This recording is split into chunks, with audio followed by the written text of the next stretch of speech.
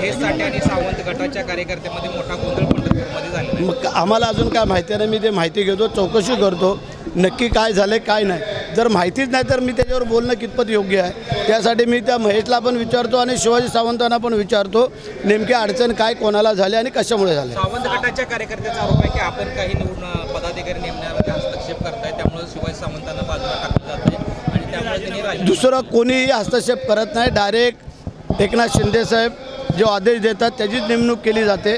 असं मी तुम्ही असं कोणी सांगून कोणाची नेमणूक होत नाही आहे की जो काम करेल तो पुढे जाईल, जो काम करणार नाही तो पुढे कसं काय जाणार असं आहे। चल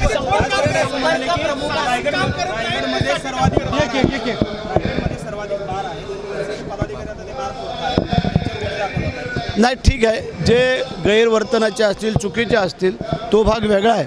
बार तर अख्ख्या महाराष्ट्रामध्ये आहेत, पण ते कुठल्या पद्धतीचे आहेत काय आहेत हे पण कळणं गरजेचं आहे। आता बार झालं म्हणजे काय, पिणारे खाणारे असे पण बार आहेत काय, सगळीकडे नाच गाणी चालतात किंवा अशातला काय भाग नाही, ऑर्केस्ट्रा चालतात आणि म्हणून करतात। त्यामध्ये काय जर डिफिकल्टी असेल तर शासन त्याच्यावर बंदी आणणार। तशी मागे आलेलीच आहे, करमणूक म्हणून काय बाबी आहेत त्याला फक्त परवानगी आहे, नाही तर हिडीस फिडीस काय दाखवलं जात नाही।